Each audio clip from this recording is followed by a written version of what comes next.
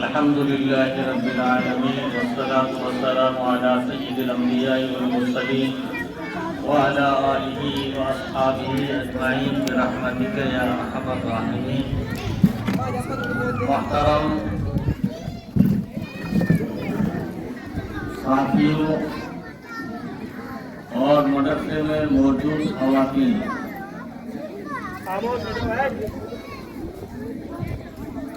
آپ نے آج بچوں کا یہ پروگرام سنا.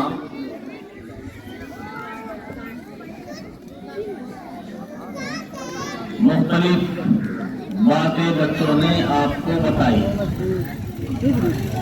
دین کی باتیں بھی بتائی، تاریخی اعتبار سے بھی باتیں بتائی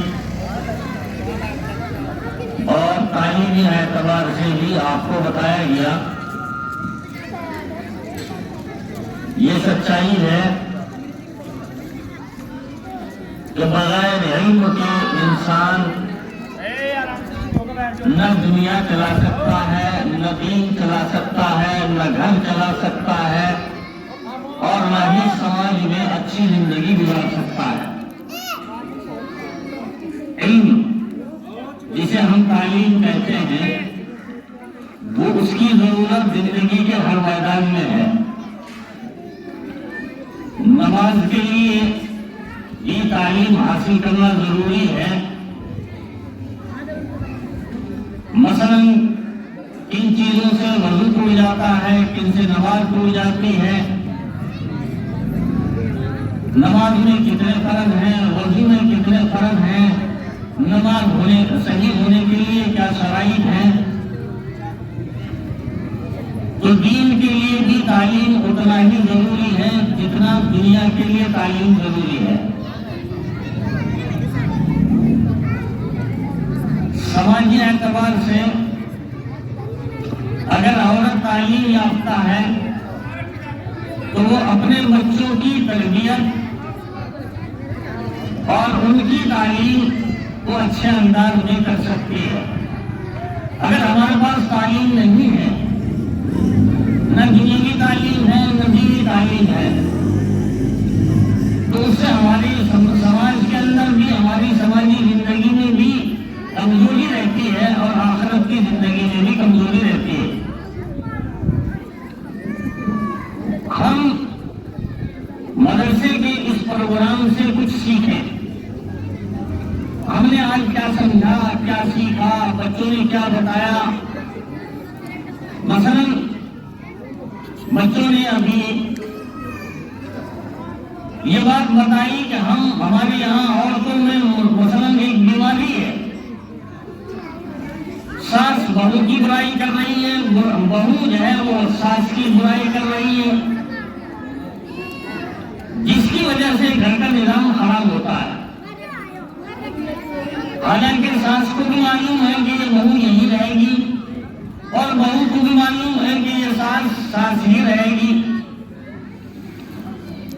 اگر بہو اپنی ساس کو اپنی ماں تصور کر کے، جیسے وہ پیچھے اپنی ماں چھوڑ کر آئی ہے، اگر اپنی ساس کو ماں خیال کر کے اس کی خدمت میں لگے، اس کی بات کو مانے، اور ساس بھی اپنی بہو کو اپنی بیٹی سمجھ کر رکھے کہ جیسے اپنی بیٹی سے غلطیاں ہوتی ہیں، انجانے میں بیٹی سے بہت ساری غلطیاں ہوتی ہیں، تو جیسے ہم اپنی لڑکی کو نظر انداز کرتے ہیں، اس کی بہت ساری غلطیوں پر پردہ ڈالتے ہیں، بہت ساری غلطیوں کو اس کو کچھ کہتے نہیں ہیں، تو ایسے ہم یہ خیال کریں کہ بہو بھی کسی کی بیٹی ہے، وہ ہمارے گھر میں آئی ہے، ہم اسے بھی نظر انداز کریں، اس کی باتوں کو بھی سمجھیں، اس کے بھی جذبات کو سمجھیں.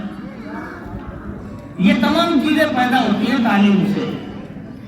ہمارا تعلیم یافتہ نہ ہونا، خاص طور سے میں خواتین سے کہوں گا کہ آنے والا جو وقت ہے، جو اب کے بعد جو مستقبل ہے، جو فیوچر ہے، آنے والا ٹائم ہے، اس میں اب سے زیادہ تعلیم کی ضرورت پیش آئے گی. اس لیے وہ تمام عورتیں، وہ تمام خواتین جن کے پاس بچے ہیں، بچیاں ہیں، ان کی کوشش یہ ہونی چاہیے کہ ہمارے بچے تعلیم یافتہ ہو جائیں. لڑکی ہے اس کو تعلیم دیا ہے اور الحمدللہ ہم نے کئی سالوں سے کوشش کر کے جدوجہد کر کے یہ ادارہ کھڑا کیا ہے. آپ لوگ تو یہ سمجھتے ہوں گے کہ بھائی مولوی صاحب نے مدرسہ بنا لیا، لیکن مولوی صاحب نے کتنی محنت کی ہے، کتنی جدوجہد کی ہے، کتنی پریشانیاں اٹھائی ہیں، آپ کو تو نہیں پتا ہوگا. کہ زندگی کا بیشتر حصہ اس مدرسے کو بنانے میں، اس کو کھڑا کرنے میں، پریشانیاں جھیلنے میں ہی گزر گیا. یہ جتنی زمین آپ دیکھ رہے ہیں، کبھی ایسا نہیں ہوا کہ اپنے پاس 1 لاکھ روپے 2 لاکھ روپے جمع ہو اور زمین لے لی جائے. نہیں، ہمیشہ جب بھی مدرسے کی زمین خریدی قرضہ لینا پڑا اور اسے قرضے کو اتارنے کے لیے کئی سال لگ گئے. تو بڑی محنت کے بعد یہ ادارہ کھڑا ہوا ہے. اب یہ ادارہ بنا ہے، یہ مدرسہ بنا ہے اور آپ ہی لوگوں کے لیے بنایا گیا ہے کہ بھائی گاؤں میں تعلیم کا رجحان پیدا ہو، بچے پڑھیں اور بچے پڑھ کر کے آگے بڑھیں. اس لیے ہم نے کئی سالوں سے یہ بات محسوس کی جا رہی تھی کہ بھائی لڑکیوں کی تعلیم کا بھی کوئی نظام ہونا چاہیے. ہم نے ایک نظام بنایا، الگ سے اس کو چلانے کی کوشش کر رہے ہیں. لیکن المیہ یہ ہے کہ ہمارے بچے پڑھنا ہی نہیں چاہتے. ہم نے کئی سال سے کوشش کر کے مثلا اس وقت تک ابھی تک ہمارا مدرسہ 8ویں کلاس تک ماننے کا پراپت ہے، حکومت سے منظور شدہ ہے. ہم 8ویں تک اپنے بچوں کو تعلیم دے رہے ہیں اور اس کے بعد کوشش کرتے ہیں کہ بچے 9ویں کلاس میں جائیں، 10ویں کلاس میں جائیں، ان کے لیے تعلیم کا نظام بناتے ہیں. لیکن لڑکیاں ہیں کہ 7ویں 8ویں کلاس پڑھتی ہیں، اپنے گھروں پہ جا کر بیٹھ جاتی ہیں. ایک لڑکیوں کے لیے الگ سے 3-4 سال کا کورس بنایا ہے، اس کو چلانے کی کوشش کر رہے ہیں. لیکن اچھی خاصی لڑکیاں جو ٹھیک ٹھاک ہوتی ہیں پڑھنے میں جو ہے وہ گھر میں بیٹھ جاتی ہیں اور محنت مزدوری میں لگ گئی. کوئی بٹن توڑ بھی کر رہی ہے، کوئی کہیں جا رہی ہے، کوئی کہیں جا رہی ہے. مجھے آپ جو ہے اس بات کا احساس پیدا کریں کہ جب کئی لڑکیاں جوان ہوں گی، بڑی ہوں گی اور جب ان کے رشتے آتے ہیں تو سب سے پہلا سوال یہ آتا ہے کہ کہاں تک پڑھی ہوئی ہے لڑکی، کتنی پڑھی ہوئی ہے. سب سے پہلا سوال ہوتا ہے لڑکی کی شادی کرنے کے لیے کہ لڑکی کتنی تعلیم یافتہ ہے، کہ کہاں تک پڑھی ہوئی ہے. اکثر دیکھنے میں آتا ہے کہ اگر ماں باپ غریب ہیں اور بچی تعلیم یافتہ ہے، اس نے دینی تعلیم بھی حاصل کر رکھی ہے اور دنیاوی تعلیم بھی اس کے پاس ہے، تو اس کا رشتہ تلاش کرنے میں زیادہ دقت پیش نہیں آتی. لوگ سمجھ جاتے ہیں کہ بھئی لڑکی ہائی اسکول ہے، 8ویں پاس کر رکھی ہے، اس نے 10ویں کر رکھی ہے، یہ قرآن شریف بھی پڑھی ہے، اردو بھی جانتی ہے، اردو پڑھ لیتی ہے، لکھ لیتی ہے، تو اس سے بہت آسانی ہے. جب میری اپنی زندگی کا تجربہ ہے، بہت سارے لوگ ملتے ہیں کہتے ہیں کہ بھئی دیندار کرانا چاہیے، اچھا ایسا کرانا چاہیے کہ جن کے گھر میں دین ہو، بچی بھی پڑھی لکھی ہو. تو میرے بھائیوں، مجھے آپ سے یہ عرض کرنا ہے کہ ہم نے جو یہ ادارہ قائم کیا ہے، یہ ادارہ بنایا ہے، آپ اپنے بچوں کو بھیجیں، ان کو تعلیم دیں، کوشش کریں. عموماً بچوں کی تعلیم میں ماں کا دخل رہتا ہے زیادہ. جب بچہ چھوٹا رہتا ہے، باپ مثلا صبح کو اپنے کام سے کہیں نہ کہیں باہر چلا جاتا ہے، اپنی دنیا میں لگا رہتا ہے، کام میں لگا رہتا ہے، لیکن ماں گھر پر رہتی ہے. تو ماں کی ذمہ داری زیادہ بنتی ہے، چاہے لڑکی ہو یا لڑکا، کہ اس کی تعلیم پر زیادہ توجہ دی جائے، اس کو پڑھایا جائے. تو میں خاص طور سے عورتوں سے یہ بات کہتا ہوں کہ اپنے بچوں کو تعلیم دلانے میں کوشش کریں، جدوجہد کریں، اپنے بچوں کو تعلیم یافتہ بنائیں. اس کی کوشش ہونی چاہیے. اب ہم نے جو ہے کوشش کر کے ہم یہاں تک پہنچے ہیں. اللہ تعالیٰ جو ہے یہ بچے، چھوٹے چھوٹے بچے جنہوں نے اپنے پروگرام پیش کیے، ماشاءاللہ ان بچوں کے اندر صلاحیت ہے، یہ آگے چل کر ترقی کر سکتے ہیں. لڑکیاں آگے چل کر اچھی باصلاحیت داعیہ، جسے مبلغ کہتے ہیں، دین کی دعوت دینے والی کہتے ہیں، یعنی یہ بچیاں جو آج آپ کے سامنے بہت حوصلے کے ساتھ جنہوں نے پڑھا ہے، تقریر کی ہے یا مطالبہ پیش کیا ہے، کل جب یہ دوسری جگہ جائیں گی، ان کی شادی ہوگی اور ان سے کہیں کسی مجلس کو خطاب کرنے کے لیے کہا جائے گا کہ وہ ذرا سا آپ کو دین کی بات بتا دیں تو بڑی آسانی کے ساتھ بھی بتا سکتی ہیں. ان کے اندر جھجک نہیں ہوگی, بولنے کی صلاحیت ہوگی تو آسانی کے ساتھ یہ اپنا کام کر سکتی ہے.